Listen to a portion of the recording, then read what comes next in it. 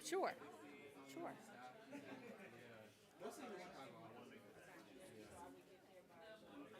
don't mean to interrupt. I just want to know if there's any books that you all would say for economic empowerment or even EJ books that you would recommend. You don't have to be on the spot right now, but you can tell me. Yes. Think about it. Give me something. Welcome in. Right. Thank you all. I think we're going to get started in just a minute. I'm waiting on the AV folks to give me the thumbs up. So keep talking amongst yourselves.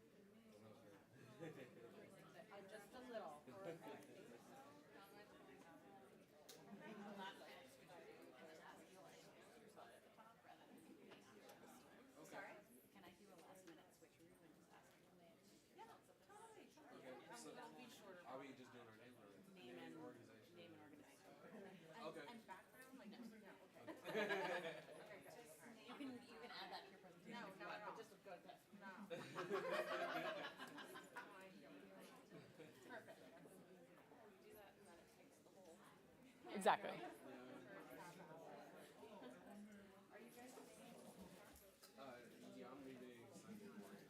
We are good to go. Welcome, folks. Good afternoon. Did everyone have their cinnamon roll? Okay. No. Okay. Well, maybe that's the problem.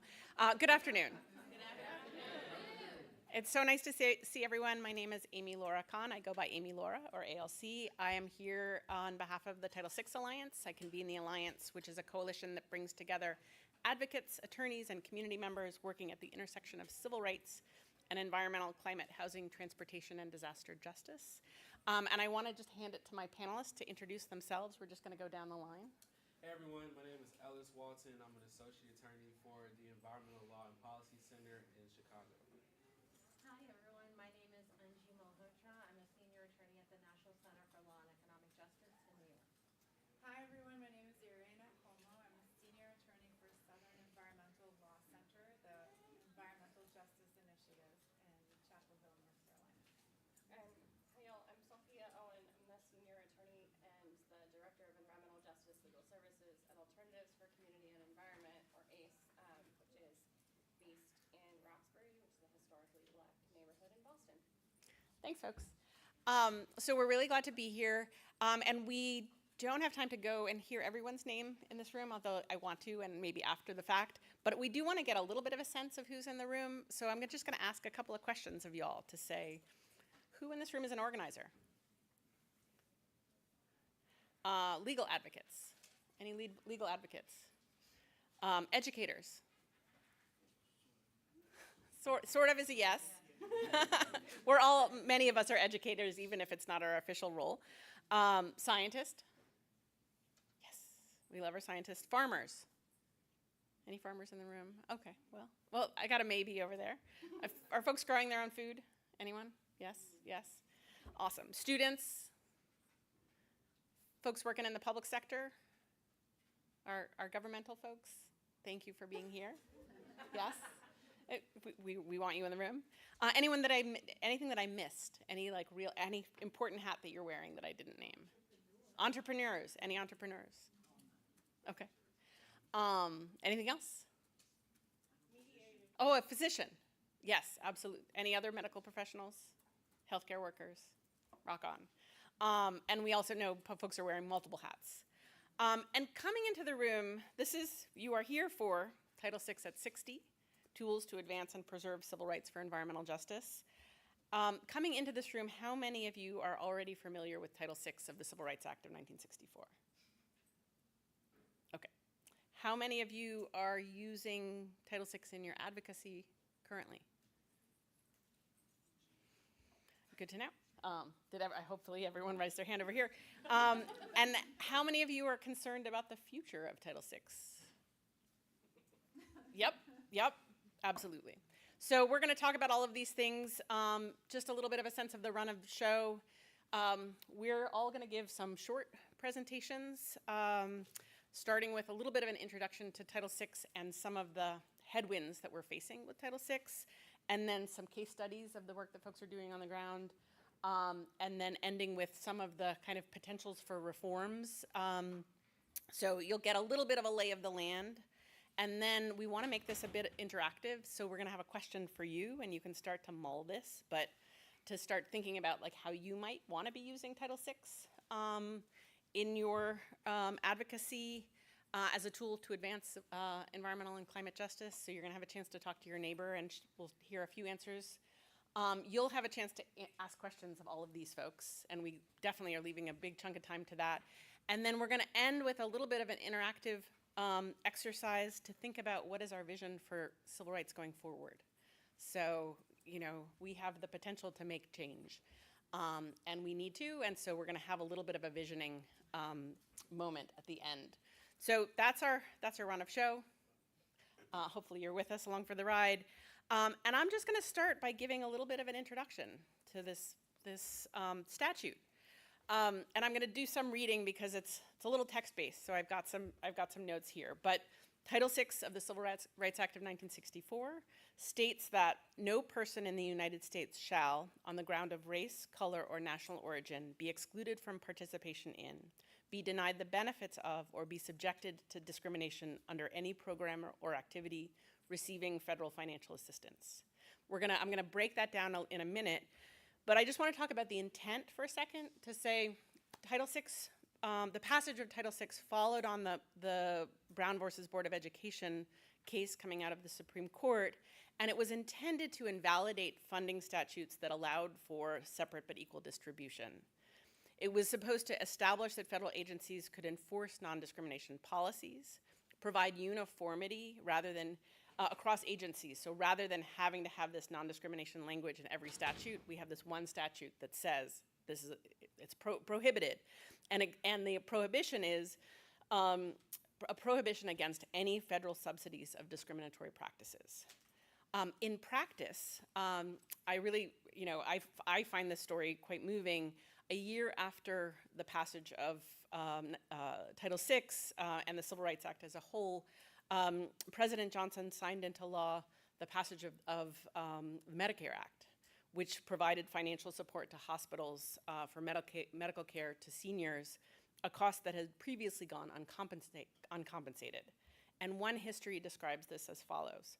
With one stroke, I guess two strokes, first the Civil Rights Act and then the Medicare Act, more than 7,000 hospitals were subject to civil rights regulations set forth in Title VI of the Civil Rights Act. So, suddenly we had all of these institutions that had been operating in discriminatory ways subject to Title VI.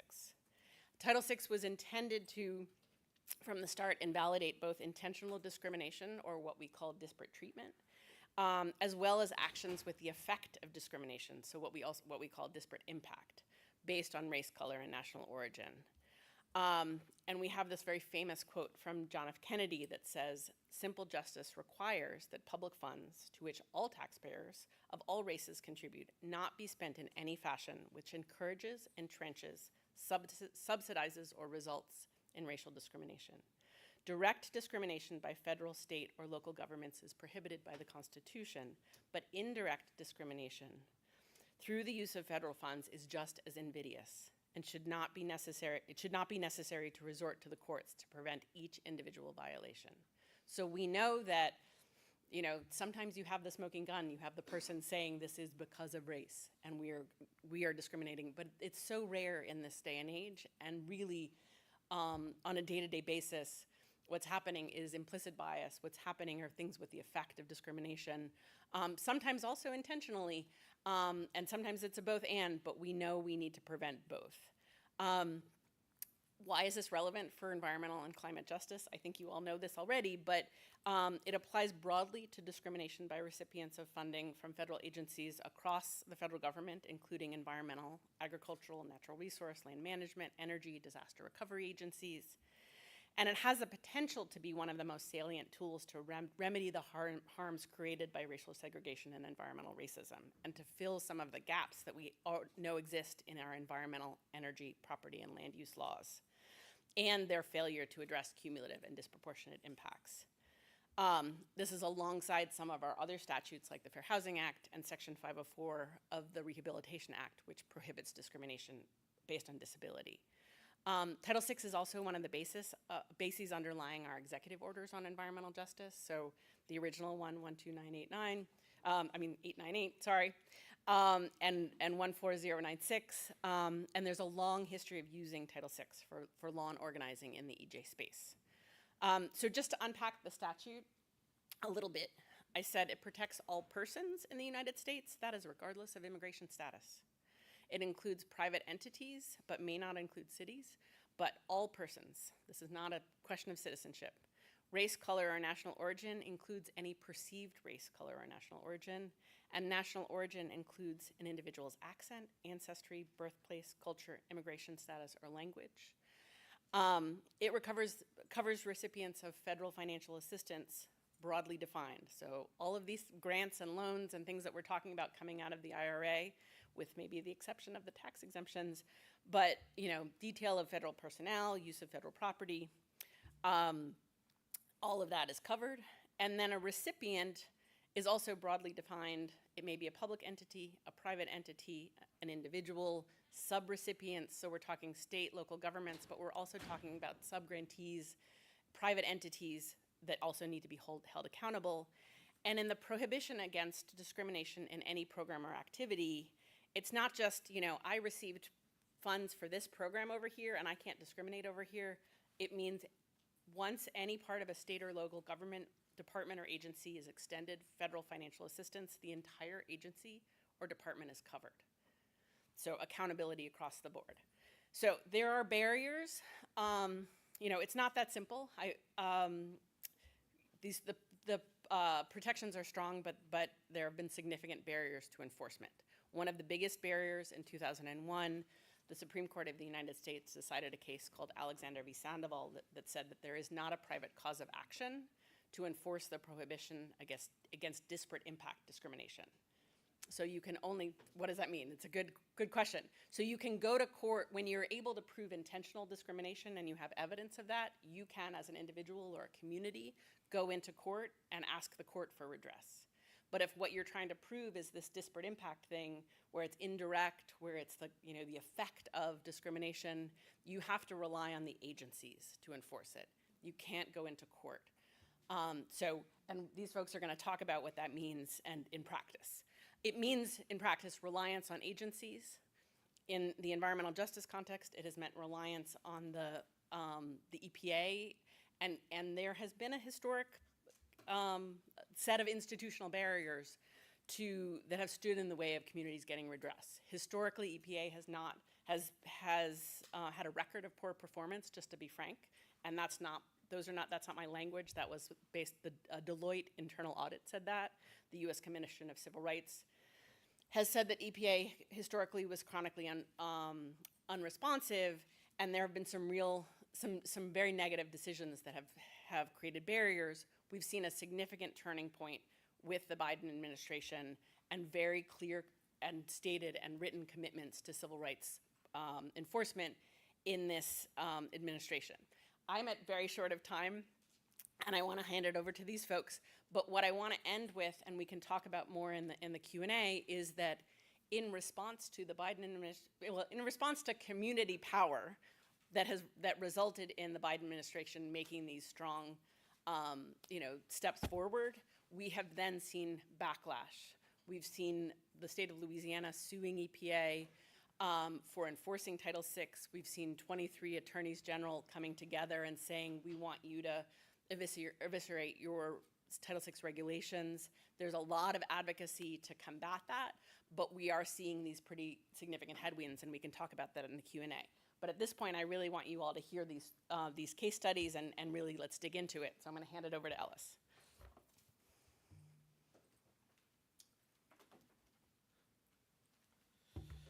Thank you, Amy Laura. Hello, everyone. Ellis Walton, Associate Attorney for ELPC, based out of Chicago. And my presentation is on the application of Title VI in the Chicago context and how a civil rights complaint sent to the Department of Housing and Urban Development led to Chicago having its first cumulative impacts assessment process, and also led to them working on their first cumulative impacts assessment ordinance. So to give you a little background, in 2016, the city of Chicago decided to make changes to its industrial corridor program. And the industrial corridor program was designed to sort of revitalize some of the industrial areas, the historically industrial areas in the city of Chicago, with the idea of creating certain incentives for industrial businesses to come back to these formerly industrial hubs in the city. And so this 2016 change that they made to the program was to designate 23 out of the 26 industrial corridors as receiving for industrial uses. And the other 3 industrial corridors that weren't labeled receiving were pretty much set to stop receiving any new industrial sources. And so the sort of demographics for these industrial corridors that were labeled as receiving corridors, 74% of those industrial corridors were people of color, Black people, Asians, Latinos, and such. And the 3 non-receiving industrial corridors were comprised of 68% white people. And so after that change was made, between 2016 and 2019, the city of Chicago was working with a metal shredding facility located on the north side in a predominantly white community, 80% white. And they were working with them to sort of relocate the metal shredder back to the south, relocate the metal shredding facility to the south side of Chicago, where the area was 83% POC. And so they had a permitting process. There were 7 permits that the metal shredding facility needed from the city to be relocated to the southeast side of Chicago. And so from 2020 until 2022, the city conducted various permitting proceedings to grant this relocation to the metal shredding facility. Through that time, advocates from the Southeast community, as well as various frontline groups and environmental justice groups working in Chicago, opposed the facility and did their best to engage the city and get them to deny these permits. During the permitting process, the city became aware of the various health disparities that existed in Chicago, and in 2020, they actually released a map of the health disparities that exist in Chicago. And what the map showed was that the south sides and the southwest sides of Chicago, where Black and Latinx residents live, were predominantly experiencing all types of health burdens, illnesses, and so forth. The clear environmental justice issue. Despite them knowing this, they continued the permitting process and granted 6 out of the 7 permits that was needed within that 2-year time span. And also during that permitting process, the city failed to reach out to key stakeholders. They failed to follow their environmental justice protocols and stated missions that they had as a public health agency. I forgot to add that this was the Chicago Department of Public Health that was overseeing these permitting changes, as well as the Department of Planning and Zoning. And so during the permitting process, they ignored the compliance history, the numerous violations that they had as a facility while they operated in the predominantly white area that they were before. They ignored the environmental justice commitments that they made. They ignored the residents that were there, the different complaints that they had about relocating the facility. They didn't have too many meetings on the different permits, and they just did a really bad job of engaging the residents, of taking into account their experiences, and really validating their lives. And so because of this, frontline groups, including the Southeast Environmental Task Force and the Little Village Environmental Justice Organization, and I think the People for Community Recovery, they decided to file a Title VI civil rights complaint with the Department of Housing and Urban Development, which led to, I believe, a 2-year investigation, ultimately with the Department of Housing and Urban Development saying that Chicago is guilty of racism and guilty of violating Title VI of the Civil Rights Act. That led to, and actually more specifically, they said the city of Chicago has a history and a pattern of relocating industrial facilities from the predominantly white north side of the city to the south and west sides of the facility that is Black and Latinx. And so the aftermath of that was the city of Chicago coming into agreement with the Department of Housing and Urban Development to increase its responsiveness to environmental justice issues, to create environmental justice policies, and to embark on the Cumulative Impacts Assessment Initiative, which I served as a co-chair for the policy side of the working group that worked on it.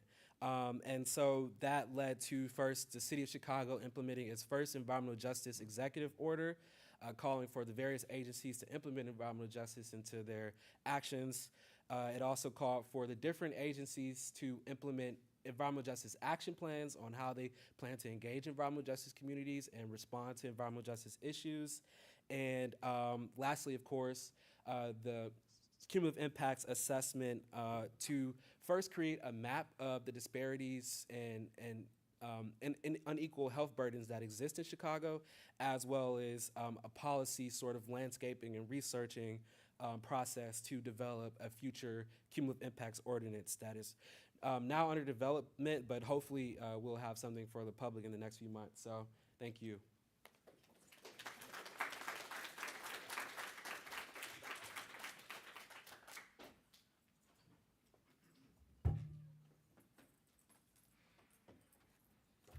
Hi, everyone. It's really nice to be here with you today. Again, my name is Irena Como, and I will be talking about 3 pending Title VI complaints that are pending in Tennessee, North Carolina, and Georgia that my colleagues at the Southern Environmental Law Center have filed on behalf of different community organizations against the respective state environmental permitting agencies.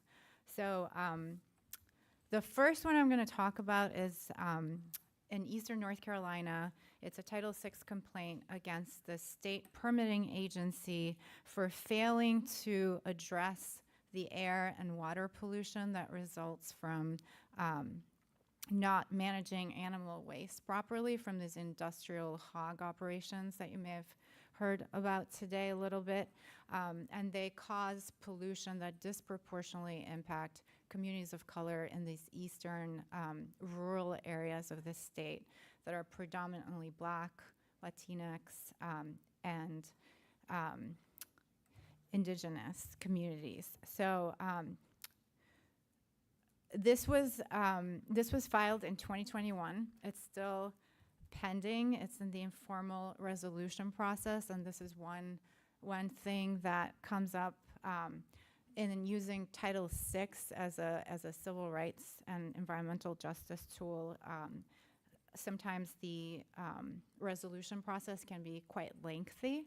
However, there have been other ways to use this tool that has been very powerful, using it as a storytelling tool, as a way to start building campaigns around these issues and make systems change that is incremental, and then also build coalitions around these issues that will also address these disproportionate pollution burdens beyond just the discrete issue that is raised by the Title VI complaint. So very, very important in this one example of the Title VI complaint with the industrial hog operations in North Carolina. Even though it's still pending, it's really garnered a lot of media attention and raised public awareness around this environmental injustice. So this, I should just mention, it was filed on behalf of the Duplin County, North Carolina chapter of the NAACP and the North Carolina chapter of the Poor People's Campaign. And again, that was has been instrumental in building a coalition around this work that is still ongoing. And even though there have been losses at the state level, unfortunately, we are facing a difficult environment with our legislature and the courts. We still have been able to build power in the communities and try to push the needle a little bit on this issue. The other one that is more of a clear success, it is a 2021 Title VI complaint filed in Tennessee on behalf of the Memphis Community Against Pollution to the Tennessee Department of Environmental about the proposed Byhalia pipeline that would that was a 49-mile crude oil pipeline that would cut through southwest Memphis, a historic black neighborhood that was 97% black and low income. And a couple of months after this complaint was filed, the company announced that they were no longer going forward with the project. So that one definitely managed to push back on that. It is still pending. It's in the informal resolution process and highlights again, even though it can be a win, as part of this broader campaign and bringing media attention to this issue, it's still important for this coalition work, and we continue to work with Memphis Community Against Pollution to address other cumulative pollution burdens in this part of Memphis. So successfully fought a sterilizer in 2023 and have really been able to be more responsive to the community needs, kind of employing this community lawyering model and really using Title VI as just one tool in the toolkit that legal advocates have at their disposal.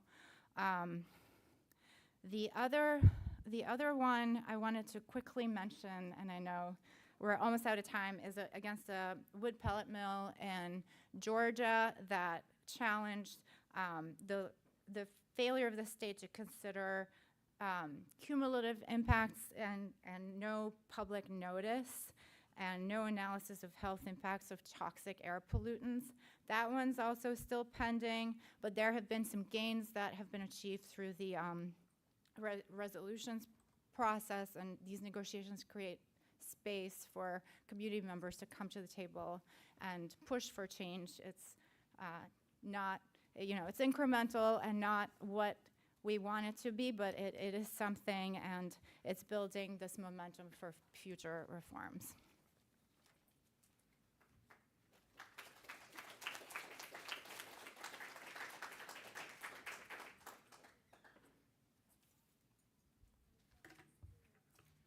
Hi, everyone.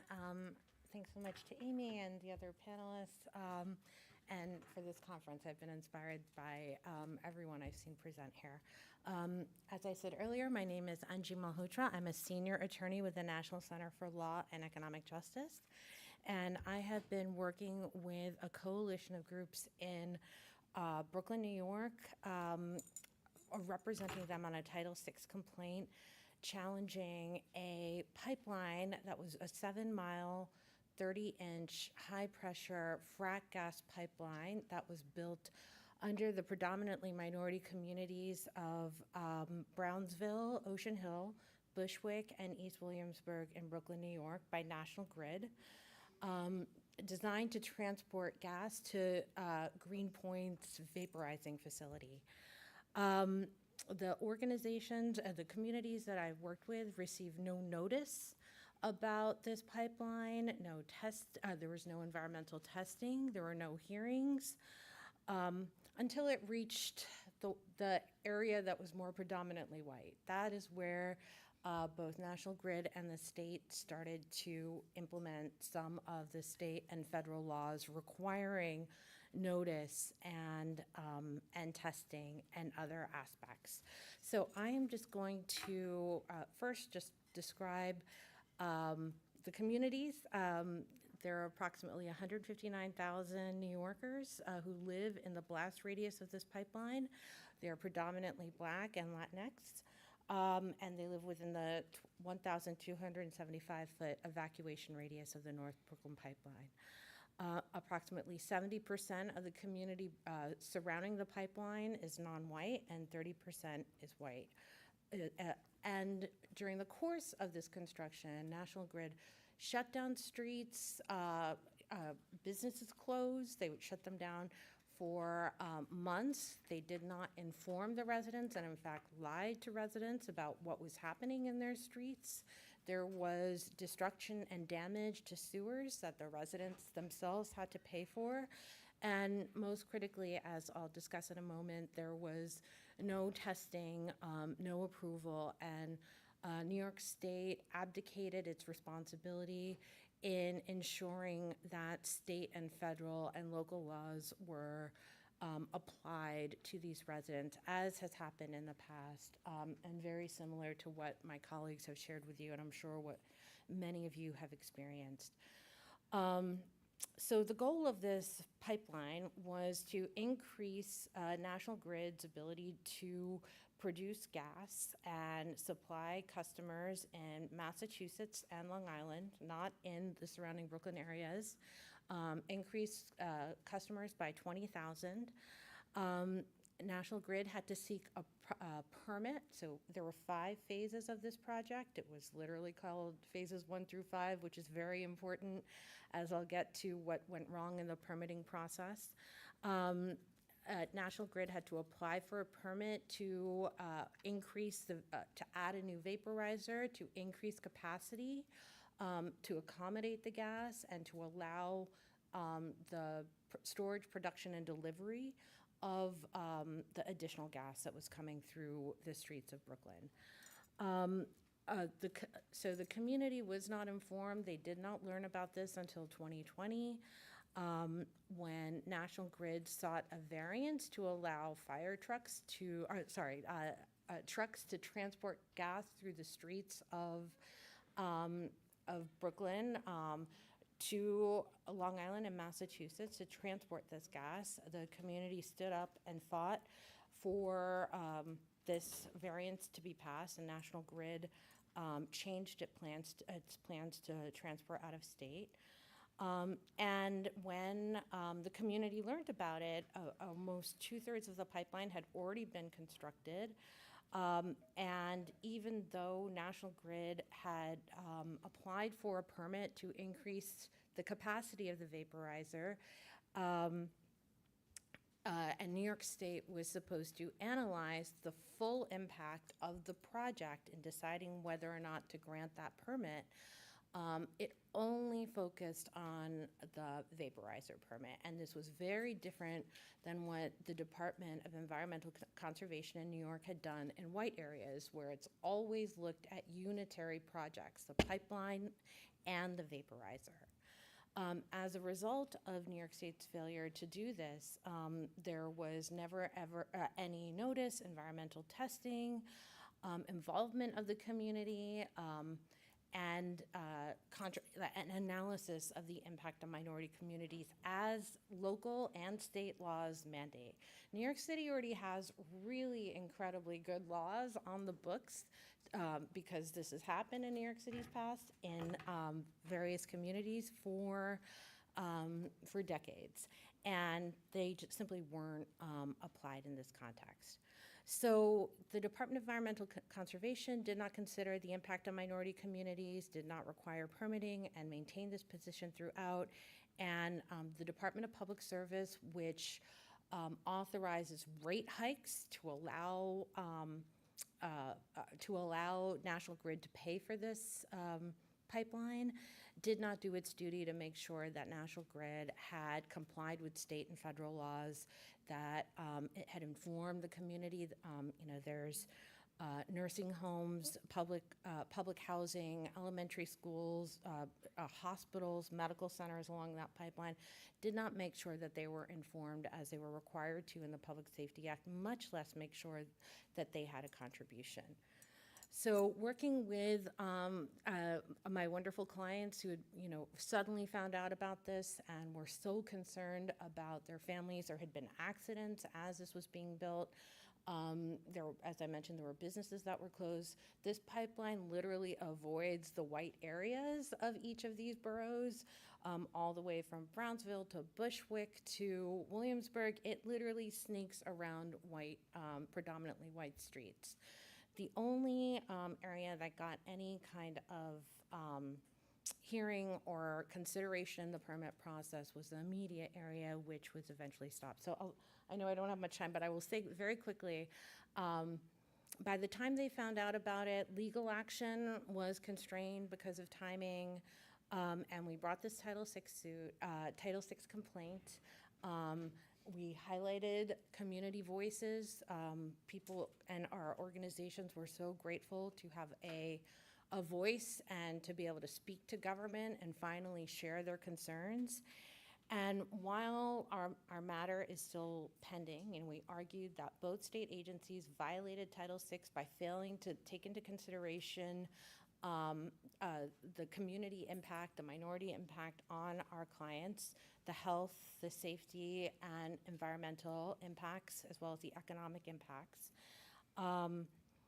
that they violated Title VI. While it's still pending, it's been incredibly effective because the federal government has been very responsive, has come to the community, done a site visit, toured the pipeline. They did what no state agency had done. They held hearings. They made the state come to the table. They had town halls. And while it's still pending and there are tough challenges, which I can get into later, it has been a good tool to allow the community to articulate their concerns and the harms in a really tough kind of legal structure. New York state law is good and bad for many reasons, and I won't get into the details on that, but the EPA and the DOT have come to the table, forced the state agencies to come to the table and given the communities the voice that they have not had. So it's been somewhat effective this far. We're still waiting to see what the results are, and we are heartened by the results that other communities have seen, and hopeful. And I will also say that, in drafting this complaint, which was quite lengthy, we actually took from and looked very closely at the pipeline Irina was talking about and the complaint that they wrote, which was like a very helpful model and tool. And the struggle continues, and this complaint has been very effective in bringing folks to the table.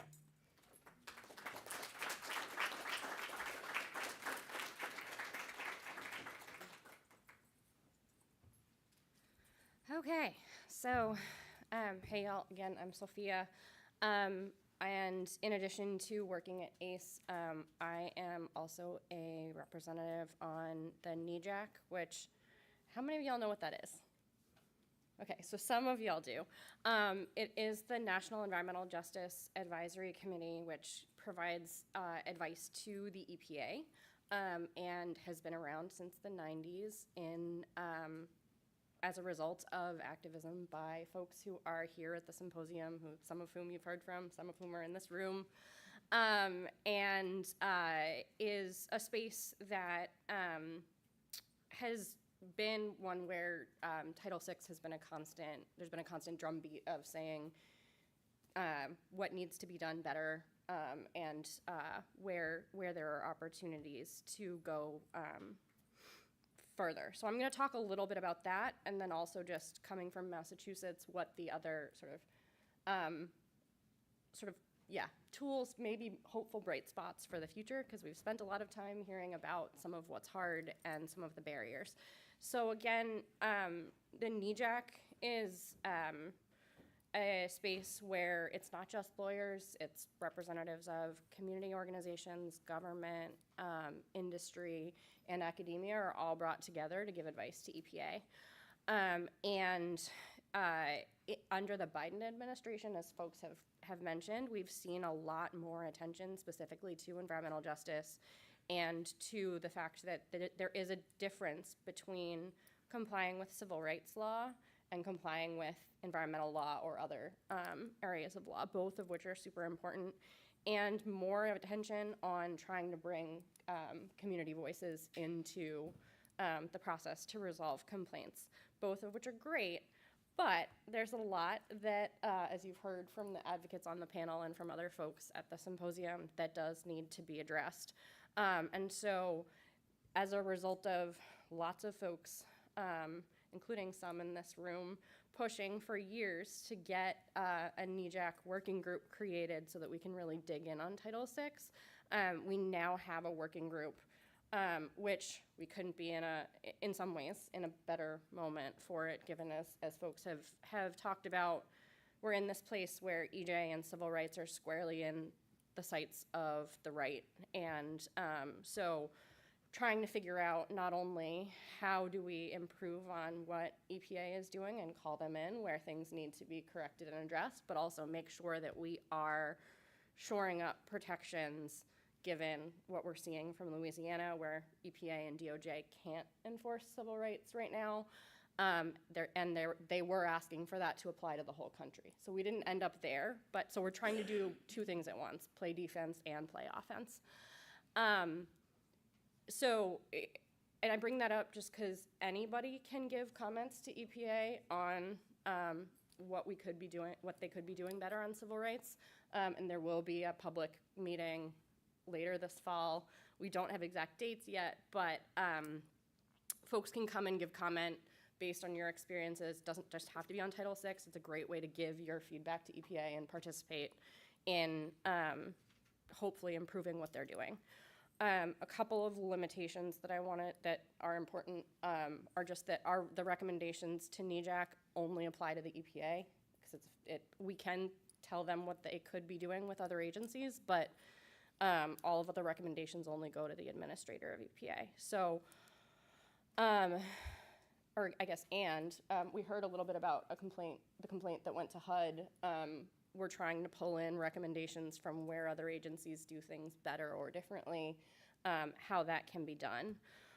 So there are some constraints, obviously, in terms of the courts and where things may go, but we're trying to figure out how do we better bring in community members and improve the complainant process so that it is not just a space where lawyers are doing all the talking, and also so that we don't end up in the situation, we protect against the situation that we're in now, which is where different states have very different realities in terms of what enforcement of the civil rights protections look like. And then even within EPA, as we sort of heard, there's a difference in how things are handled internally. So I'm gonna stop talking about NEJAC and pivot to Massachusetts, but happy to talk more to folks after and answer questions. So in Massachusetts, we have an anti-discrimination law that is broader than Title VI. It does include race, class, and national origin, or race, color, and national origin. It also does include income, limited English proficiency, gender expression, and sexuality, and a bunch of other things. It allows you to go to court for intentional discrimination. So what we in Massachusetts, and there are efforts like this in many other states are trying to do, is because of the barriers that Amy Laura mentioned in going to federal court, we're trying to make it possible for community groups to go to state court to be able to sue for disparate impact discrimination. And so in the wake of the Sandoval decision, there was legislation that was drafted and filed to do that. So that was in the early 2000s. It was revived during the previous federal administration when the Trump administration was made it clear that they were attacking the Fair Housing Act and disparate impact regulations in that space. A coalition of organizations, including ACE and folks focused on EJ, traditional civil rights organizations, the ACLU and Lawyers for Civil Rights, folks in the legal services space, and in the prisoners' rights space, and then also in the education space, all came together to take another look at the language of the bill and try to improve and strengthen it. So super briefly, the legislation would prohibit both intentional and disparate impact discrimination, and it would allow people to be able to go to court. So you don't have to go to a state agency first, which would expand access to justice, which is the name of the bill.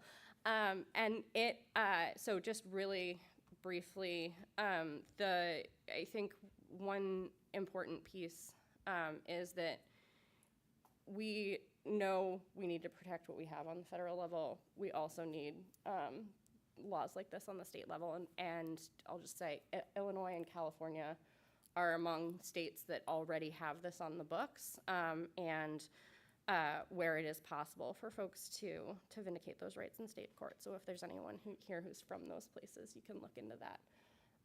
But I think I'll stop there and hand it back to you, Laura.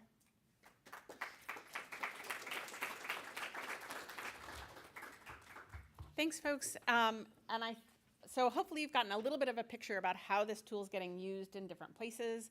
I think there's a really a clear theme across all of this work, or a couple of themes. One is just it is not a slam dunk to get redress. As we know, for anyone who's working in the environmental and climate justice space and energy justice space, it is not a slam dunk. It is a long game. And also, when you're playing that long game, you are building coalitions and you're building power along the way, and you're figuring out how to tell that story and get the story out, how to get to the table in different ways, and you know, even when we're talking about the legislation, the access to justice legislation, building the bigger and bigger table can be really powerful. So we're often in these EJ, CJ spaces, and when we're talking about the fights for civil rights and to defend civil rights, we're also talking about the same fights in that education, housing, transportation, you know, you name it, employment spaces. And so we have allies that we're not always tapping into. So I would love to just we're gonna take a very quick moment for a little bit of an interactive exercise. Hopefully you'll meet your neighbor. And we're just going to take 2 minutes to think about and talk to your neighbor about how you might use these civil rights tools in your advocacy for environmental and climate and energy justice. And then we're going to go into Q&A. So is that a question about the exercise? No. Okay. I just want to say, you started us out and you gave us a wonderful overview of how Title VI came into play. Yes. And I think we need to give you a round of applause. Oh. Thank you. That is very sweet, and I'm going to just share that with all of my compatriots here, because we're and my compatriots in the room, many of whom I have learned from along the way. So shout out, I want to send it back out to you all. So yes, what's your question about the assignment? Thank you. Okay, you said to talk about how the tools we've learned, how they'll help us, but what tools, I heard what they were saying and what they're doing in their community, but I didn't really get a tools, you know, a list of tools. So I guess the question is, and maybe what we're doing is setting us up for the Q&A. Think about how you might use civil rights law as a tool for law and organizing to advance environmental and climate justice. Does that help? So, okay. Yes, thank you for reframing the question with me. So let's just take 2 minutes and find a neighbor, someone you know, someone you don't know, and let's just check in about that. And then I'm going to hear from a couple of folks.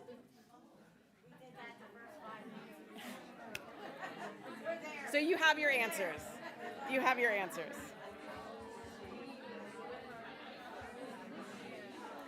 Oh, great. Hooray. Okay, that's great. Do you want to do you have like 1 minute on EJ for all that you can say? Okay. Okay. Yeah.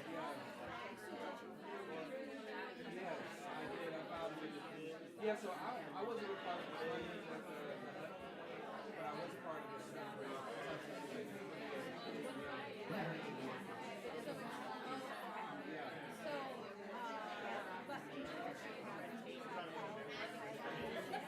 yeah, so that was why we wanted. No, I know.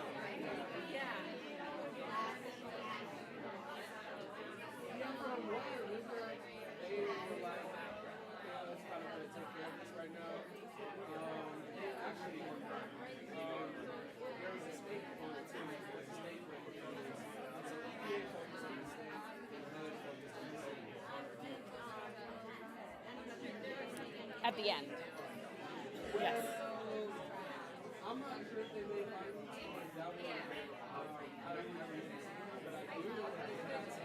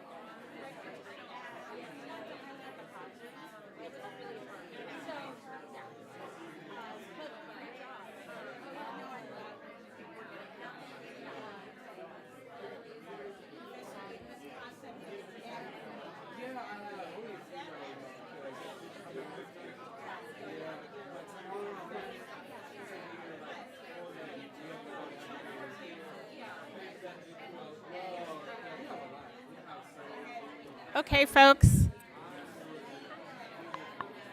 If you hear my voice, clap once. If you hear my voice, clap twice. If you hear my voice, clap 3 times. Works every time. All right, I have some ringers over here that I'm going to call on. But I just want to hear from a couple of folks. What did you think about it as you're listening to us and also building on the knowledge that you are bringing into the room, because there's not a lot of knowledge in this room. What are some ways in which you could think about using civil rights law as a tool for EJ, environmental and climate and energy justice? So I'm looking at my folks in the front room over here that had some had some answers. Theoretically, but I'm dismayed that something that's a law is not enforced. Mm-hmm. And I don't understand, can I go grab something from CVS? They will enforce the law on me.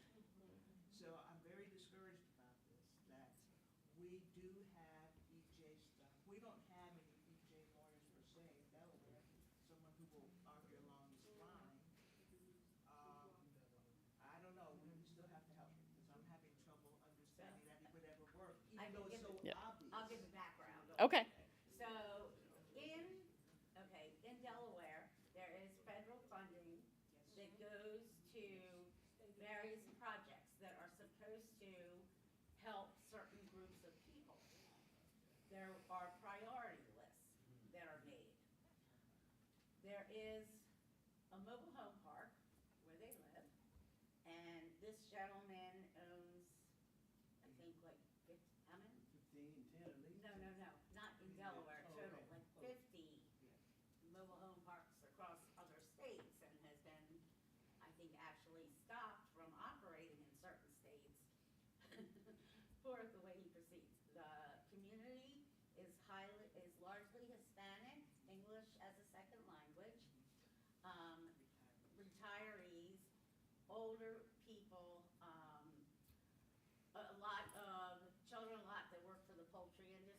This gentleman was taking rent and not cleaning the park, and there was septic all over the ground, there's medical waste next to it, built on top of a dump. It's problems. So they gave the money that was supposed to go to environmental justice, actions towards water or whatever. They created a pilot project because I'm sure he did not fit within the guidelines, being that he owns 50 parks. And they did public water and public sewer, but there's a whole bunch of problems while this is happening. Dust is coming up everywhere. She was just telling me about a man with a respirator. And there's like an inch of dust in his car because it's blowing. There's the rest. They brought this and annexed it into the city of Lewis. The other parts of Lewis have 18% green space. Theirs is only getting 3%. Part of the agreement was the gentleman could build 30 more units. Some of them were in a floodplain, which we reminded him that if they built like that in the floodplain, they could lose their FEMA insurance. So, this is. So we've got a classic EJ situation here, and there's a lot to unpack about, is there federal funding coming in? What's the, how do we compare it to other populations? And you're starting to unpack that. So that is some of the analysis that you start to do. So I'm glad that the wheels are turning here. Hopefully there are some legal advocates that are working with you all. And, I think lots of folks here might have, might be able to brainstorm about other resources as well. So here's a case study, and maybe civil rights could be of help. Are there other folks? Maybe one more example. Is anyone? Yes, I have an example in the back. Yes, so I live in DC, from DC, and I represent RDC, and we submitted a Title VI complaint for a bus terminal that was in an already overburdened neighborhood.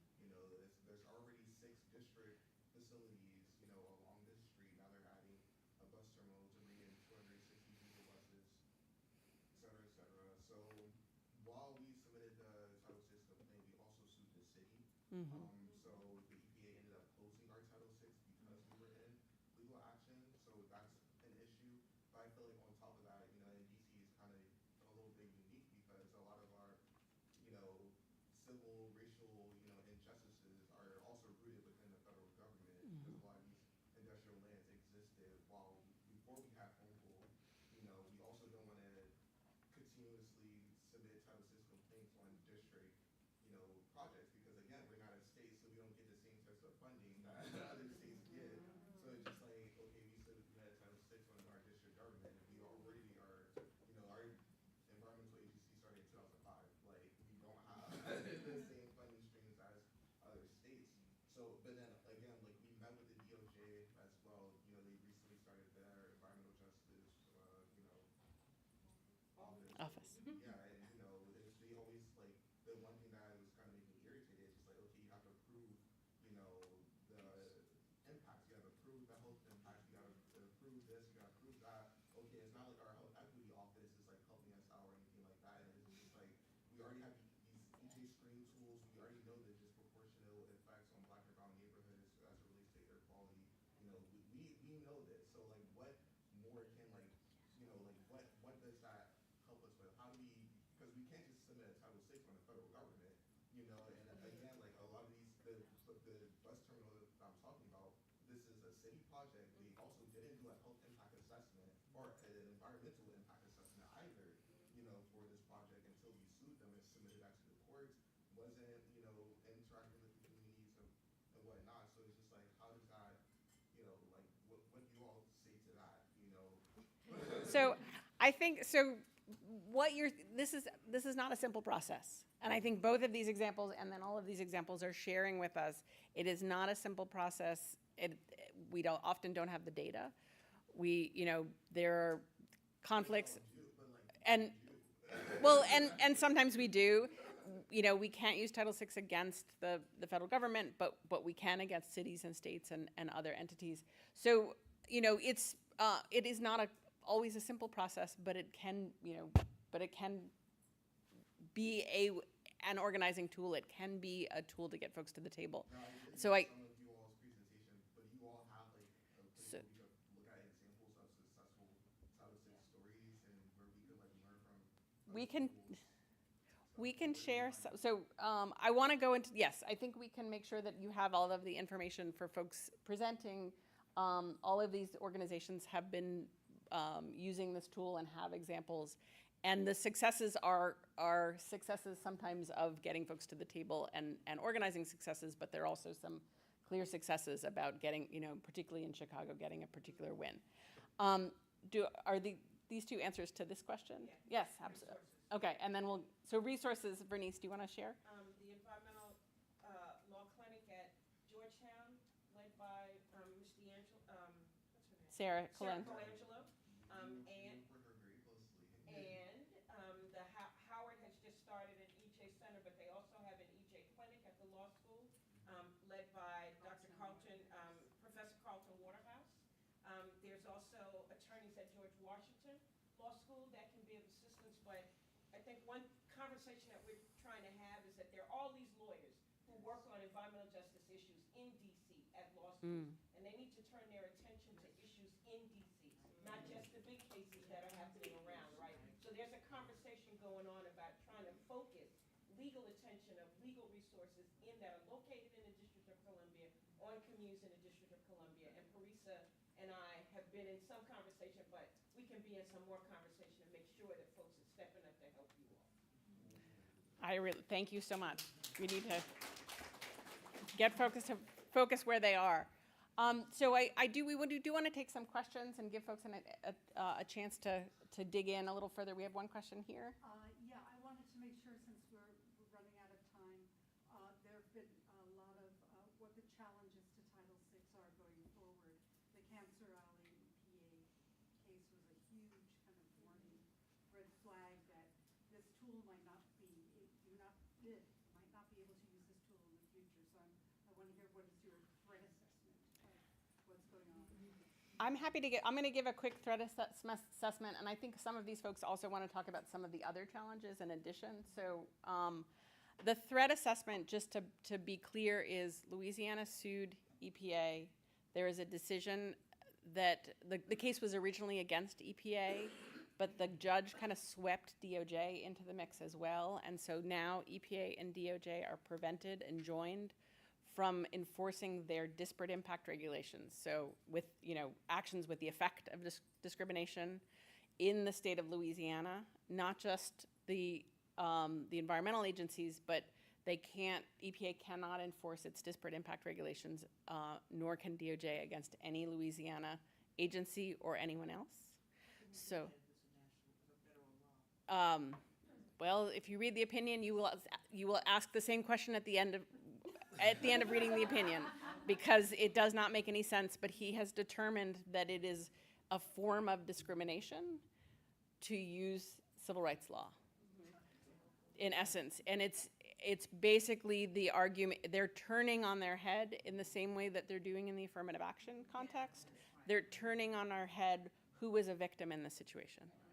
In this case, it's in the affirmative action context, it's turning things on its head to say that white people are being discriminated against or Asian Americans are being discriminated against. In this context, it's industry being discriminated against, in essence. So, and at the same time, we have these Republican attorneys general who are also asking for EPA to do a rulemaking to get rid of the regs. So we are fighting back against this. Their question remains whether EPA and DOJ will appeal. And also whether other states will do copycat suits. So it is something that we have and if they do, is it just in the environmental context, or is it in the context of schools or prisons or housing or something else? So we have our eyes on it. It is not the only challenge. And I think some of these folks want to talk about some of the other challenges as well. We don't want to, we're not painting a rosy picture, but we're still saying this is a viable tool. We need to hang on to it, and we need to fight for it. So I know, Anji, you wanted to share a little bit. I'm curious if other folks want to share some of the barriers and some things to think about. Yes, sure. And I have also a quick response to Sure. one of the issues that was raised. So, you know, the EPA, while it has made improvements, it's kind of coming out of this history of kind of inertia. The Biden administration has pushed it, but that's still there. So I didn't want to paint like a overly rosy picture of what this process has been like for our clients. It has also been challenging because the EPA has been slow. They sometimes bring in rules like confidentiality that conflict with community organizing. But we have fought back successfully on some kind of conventions that had existed and really pushed the EPA to change its process, to open its process up so more community members can attend with some success.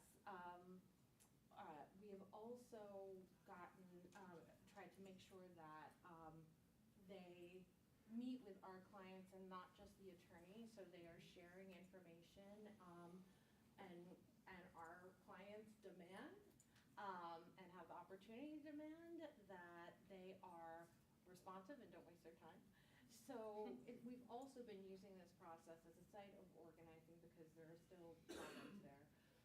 One thing I did want to just respond to quickly is, there is this issue of the imbalance of science, right?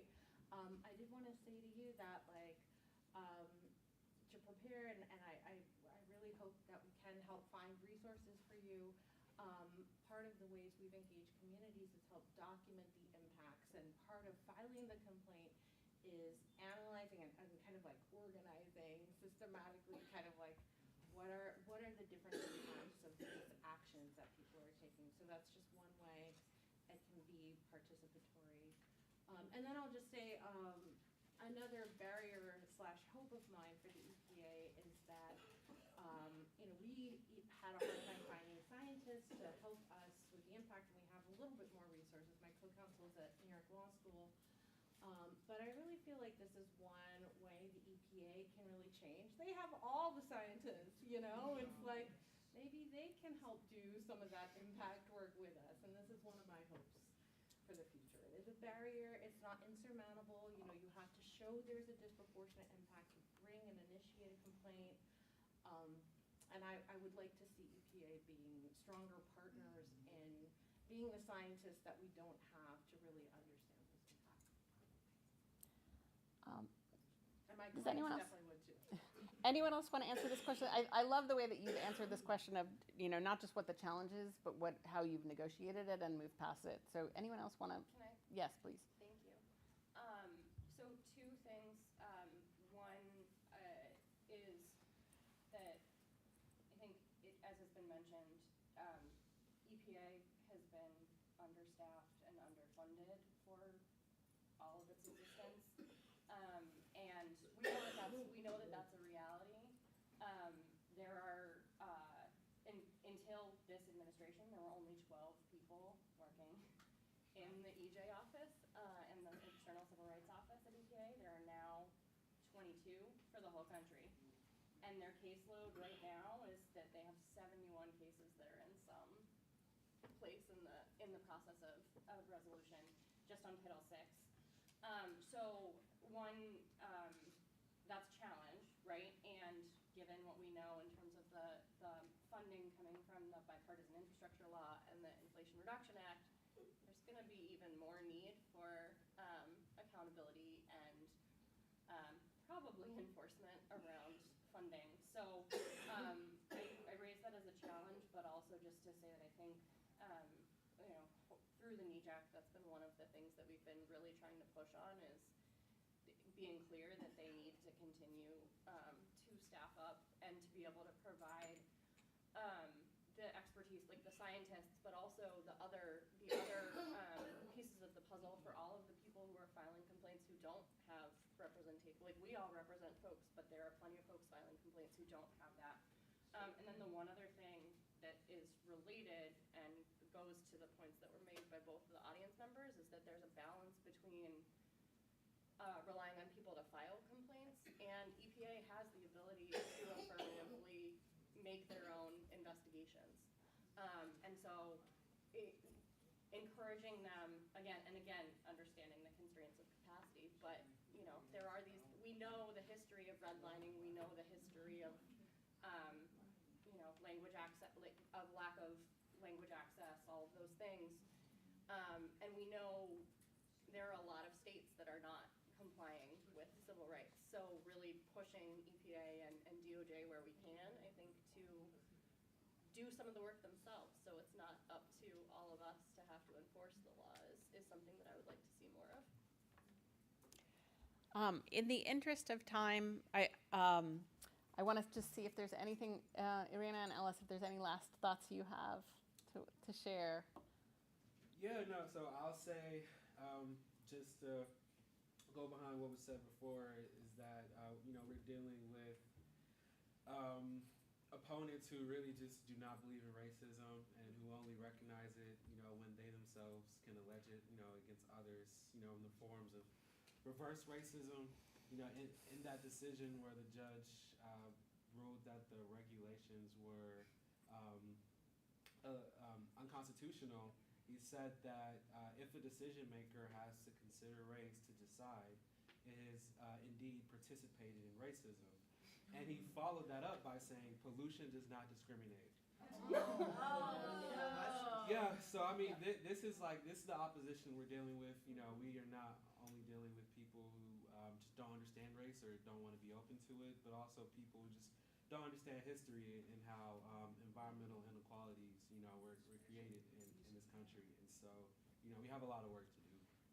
So I know our time is up. I'm gonna take 1 minute. We're gonna be around, or I'll be around. I'm happy to answer questions. I wanted more time for questions, but I did want to leave us with an advocacy opportunity going forward, which is the passage of the EJ for All Act, which gets at some of the things that we've been talking about. And with that, I want to hand it to Jasmine Jennings from Earth Justice to just give us 1 minute on why we need to care about the EJ for All. Yes, absolutely. Thank you, Amy, Laura. And I'm certainly preaching to the crowd here, but I just wanted to share that the EJ for All Act is hoping for reintroduction for next Congress. And right now we are actively seeking co-sponsorship from members of Congress. Earth Justice, our policy and legislation department, is going office to office with members and talking about the exact things that you all are sharing and encouraging them to join. And I'll also share that Vice President Harris was a original co-sponsor of the Environmental Justice for All Act, so there is, depending on what happens in November, some real opportunity there.